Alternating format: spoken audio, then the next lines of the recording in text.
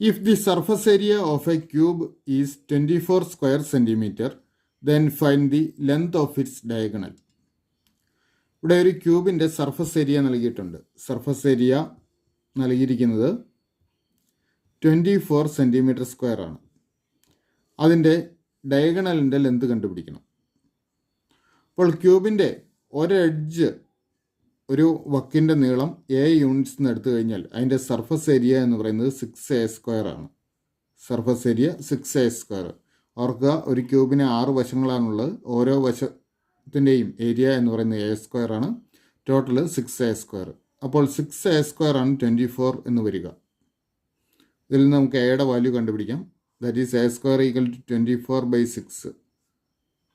4 വരും. a = √4. That's equal to 2 units, അല്ലെ 2 centimetre. അപ്പോൾ ഒരെഡ്ജിൻ്റെ ലെന്ത് 2 സെൻറ്റിമീറ്റർ എന്ന് കിട്ടി. ഒരെഡ്ജ് എ യൂണിറ്റ്സ് ആയിട്ടുള്ള ക്യൂബിൻ്റെ ഡയഗണൽ √3a ആയിരിക്കും. ഒരെഡ്ജ് എ സെൻറ്റിമീറ്റർ ആണെങ്കിൽ ഡയഗണൽ √3a സെൻറ്റിമീറ്റർ ആയിരിക്കും. ഇവിടെ എയുടെ വാല്യൂ 2 ആണ്. അതുകൊണ്ട് ഡയഗണലിൻ്റെ വാല്യൂ √3 × 2 വരും, അല്ലെങ്കിൽ 2√3 സെൻറ്റിമീറ്റർ ആണ് ഡയഗണൽ. അപ്പോൾ ശരി ഉത്തരം ഓപ്ഷൻ സി, 2√3 സെൻറ്റിമീറ്റർ. ഓർക്കുക, ഒരു ക്യൂബിൻ്റെ ഡയഗണൽ √3a ആയിരിക്കും. How many numbers up to 200 are divisible by 4 and 6 together? 200 വരെയുള്ള സംഖ്യകളിൽ എത്ര എണ്ണത്തിനെ 4 കൊണ്ടോ 6 കൊണ്ടോ ഒരുമിച്ച് ഡിവൈഡ് ചെയ്യാൻ പറ്റും? അപ്പോൾ അവർക്ക് ഒരു സംഖ്യ 4 കൊണ്ടോ 6 കൊണ്ടോ ഒരേ സമയം ഡിവൈഡ് ചെയ്യാൻ പറ്റുമെങ്കിൽ അതിനെ 4ൻ്റെയും 6ൻ്റെയും LCM കൊണ്ട് ഡിവൈഡ് ചെയ്യാൻ പറ്റും. അപ്പോൾ 200 വരെയുള്ള സംഖ്യകളിൽ 4ൻ്റെയും 6ൻ്റെയും LCM കൊണ്ട് ഡിവൈഡ് ചെയ്യാൻ പറ്റുന്ന സംഖ്യകൾ എത്രയുണ്ട് എന്ന് കണ്ടുപിടിച്ചാൽ നമുക്ക് ഉത്തരമാകും. നമുക്ക് ആദ്യം 4ൻ്റെയും 6ൻ്റെയും LCM കാണാം. 4, 6. 2 കൊണ്ട് ഹരിക്കാം. 2 കൊണ്ട് ഹരിച്ചാൽ ഇവിടെയും 2, ഇവിടെ 3. ഇനി പൊതു ഘടകമായിട്ട് 1 ഉള്ളൂ. അപ്പോൾ LCM കിട്ടാനായിട്ട് ഈ 3 സംഖ്യകൾ തമ്മിൽ ഗുണിച്ചാൽ മതി. അതായത് 2 × 2 × 3 ആണ് LCM. 2, 2, 4, 4, 3, 12. അപ്പോൾ 4 കൊണ്ടോ 6 കൊണ്ടോ ഒരേ സമയം ഹരിക്കാവുന്ന സംഖ്യകൾ എല്ലാം 12 കൊണ്ട് ഹരിക്കാവുന്ന സംഖ്യകളായിരിക്കും.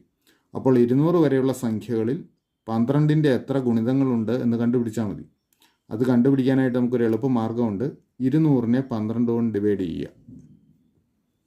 200നെ 12 കൊണ്ട് ഡിവൈഡ് ചെയ്യുമ്പോൾ 20ൽ ഒരു തവണ 1, 12, 12, 8. 80ൽ 6, 6, 12, 72. ശിഷ്ടം 8 വരും. നമുക്ക് ഇതിലെ ഈ പൂർണ്ണസംഖ്യാ ഭാഗം മാത്രം മതി. അതായത് 16. 200ൽ 12 16 തവണയാണുള്ളത്. അപ്പോൾ 200 വരെയുള്ള നമ്പേഴ്സിൽ 12 കൊണ്ട് പൂർണ്ണമായി ഹരിക്കാവുന്ന സംഖ്യകളുടെ എണ്ണം 16 ആണ്. അപ്പോൾ 12 കൊണ്ട് ഹരിക്കാവുന്ന സംഖ്യകളെല്ലാം 4 കൊണ്ടും 6 കൊണ്ടും ഒരേ സമയം ഹരിക്കാൻ പറ്റും. അപ്പോൾ 4 കൊണ്ടും 6 കൊണ്ട് ഹരിക്കാൻ പറ്റുന്ന സംഖ്യകളുടെ എണ്ണം 16. ശരി ഉത്തരം option B. The arithmetic mean of 2 numbers is 75 and there geometric mean is 21. Find the numbers. ഇവിടെ 2 സംഖ്യകളുടെ അരിത്മെറ്റിക് മീനും ജിയോമെട്രിക് മീനും നൽകിയിട്ടുണ്ട്. അരിത്മെറ്റിക് മീൻ 75 ആണ്. ജിയോമെട്രിക് മീൻ 21 ആണ്. അങ്ങനെയെങ്കിൽ ആ നമ്പേഴ്സ് കണ്ടുപിടിക്കണം. അവർക്ക് ആ നമ്പേഴ്സ് എ എന്നും ബി എന്നും നമുക്ക് എടുക്കാം. അങ്ങനെയെങ്കിൽ അരിത്മെറ്റിക് മീൻ എന്ന് പറയുന്നത് എയുടെയും ബിയുടെയും അരിത്മെറ്റിക് മീൻ a+b/2 ആണ്. a+b/2. അതുപോലെ ജിയോമെട്രിക് മീൻ എന്ന് പറയുന്നത് √ab ആണ്. അപ്പോൾ a+b/2 സമം 75 എന്നെടുത്തു കഴിഞ്ഞാൽ അതിൽ നിന്ന് നമുക്ക് a+b = 75 × 2 വരും. അതായത് 150 വരും. അതുപോലെ √ab = 21 എന്നെടുത്താൽ എ ബിയുടെ വാല്യൂ എത്ര വരും? ab = 21ൻ്റെ സ്ക്വയർ വരും.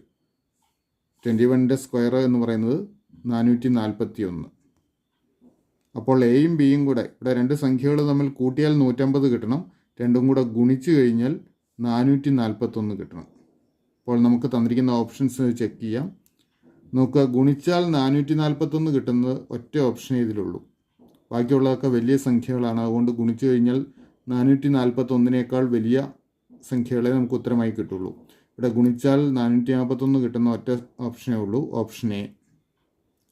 3 ഗുണം 147 441. 3ഉം 147 കൂടെ കൂട്ടിയാൽ 150 കിട്ടും. അപ്പോൾ ഉത്തരമായി വരുന്നത് ഓപ്ഷൻ എ 3 ആൻഡ് 147 ബാക്കിയുള്ള 3 ഓപ്ഷൻസിലും തന്നിരിക്കുന്ന സംഖ്യകൾ ഗുണിച്ചു കഴിഞ്ഞാൽ 441 വലിയ സംഖ്യ കിട്ടുള്ളൂ. അതുകൊണ്ട് ശരി ഉത്തരം option A. If the equation 2x² + 4x + p = 0 has equal Roots then find p. ഇവിടെ നമുക്കൊരു സെക്കൻഡ് ഡിഗ്രി ഇക്വേഷൻ അല്ലെങ്കിൽ ക്വാഡ്രാറ്റിക് ഇക്വേഷൻ നൽകിയിട്ടുണ്ട്. 2x² + 4x + p = 0.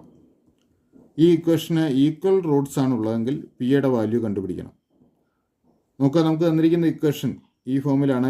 ax² + bx + c എന്നുള്ള രൂപത്തിലാണ്. ax² + bx + c = 0 എന്ന രൂപത്തിൽ. എയുടെ സ്ഥാനത്ത് 2ഉം ബിയുടെ സ്ഥാനത്ത് 4ഉം സിയുടെ സ്ഥാനത്ത് പിയും വന്നിരിക്കുന്നു.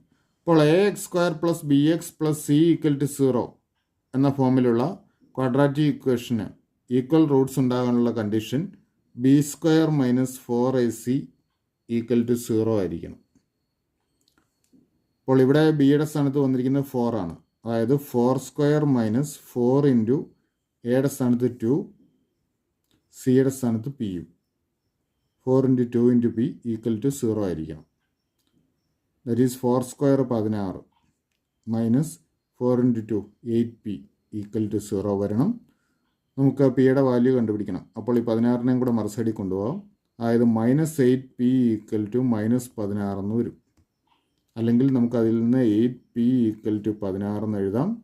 അല്ലെങ്കിൽ p = 16/8. 16നെ 8 കൊണ്ട് ഹരിച്ചാൽ 2. പിയുടെ വാല്യൂ 2. ശരി ഉത്തരം ഓപ്ഷൻ ഡി 2.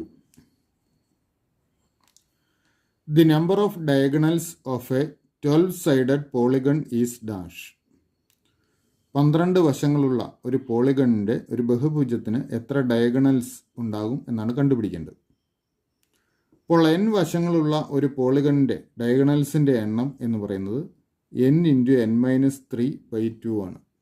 ഓർക്കുക, n വശങ്ങളുള്ള ഒരു പോളിഗണിൻ്റെ ഡയഗണൽസിൻ്റെ എണ്ണം n × n-3/2 ആണ്.